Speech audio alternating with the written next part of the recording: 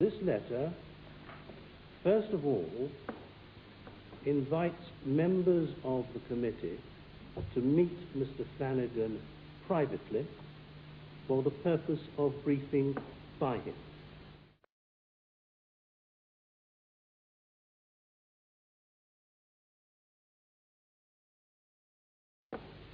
All evidence before this committee is received by us collectively and publicly. There can be absolutely no question in the course of an inquiry that any person can approach members of this committee and seek to influence their minds. That is a most improper action and almost amounts to contempt of this committee.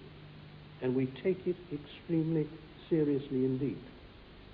Secondly, the letter then goes on to seek to cast reflections on somebody whom we as a committee saw fit to call before us as a witness. And the suggestions are, from the list of questions it is proposed we put to him, that he was an improper person to give evidence. His integrity is called into question because he happened at some time, it was alleged, to have carried out research on behalf of the tobacco industry. These are matters that we go into before we decide to call witnesses. And I think this committee is entitled to an explanation as to why this letter was written to individual members of the committee in these terms. May I take your points in two parts, Sir Hugh? By all means.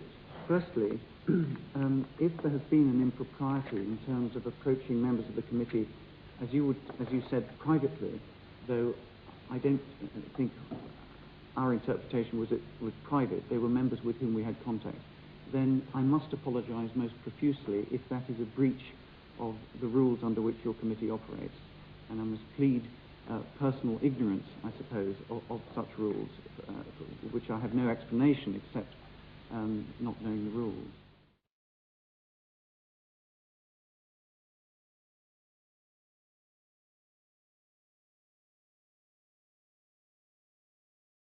There was not an attempt to in any way subvert the committee, more to inform members who we knew to be interested in this particular issue, who might have background knowledge which would enable them to understand what we were saying.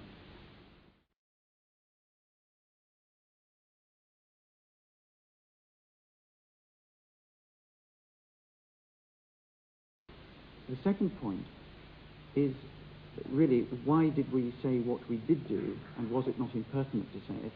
I have absolutely no shame about this, because we are very concerned indeed that evidence may have been produced to this committee from somebody who the committee may have thought was an impartial witness. This committee to judge for itself.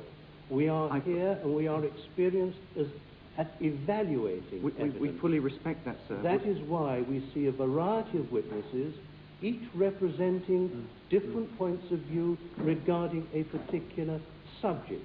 But, sir, and you are impugning the ability of this committee to be able to assess evidence.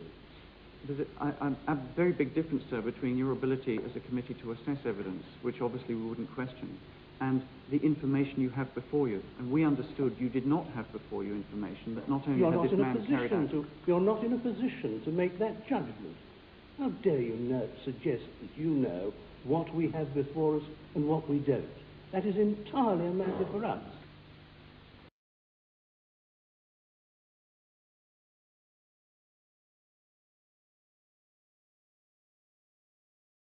Well, the problem seems to be your attempt to selectively canvass MPs on the committee. Now, is that your normal practice?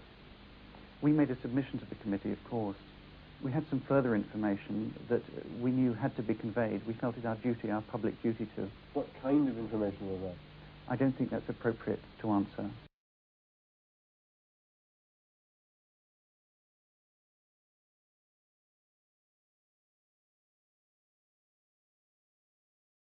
But you don't lobby a select committee. You give evidence to a select committee. It's very much like a court of law.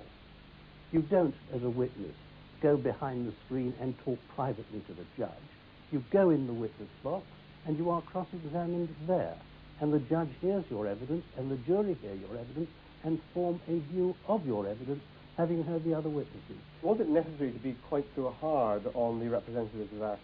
We don't want any hole in the corner knobbling of individual members of the committee, and each member of the committee, whether approached or not, was equally incensed by this particular letter, because it didn't really stop there, you see. What they went on to say is, we think we can tell you who's in the pocket of the tobacco industry. P.S. Who is advising the select committee? No business of theirs. Who advises the select committee, or how we choose an advisor of the select committee. We're very careful in the vetting of our advisors. And to come along and suggest and impugn, or try to impugn, the personal integrity of a professional man who has been highly recommended to us and who has been vetted is an impertinence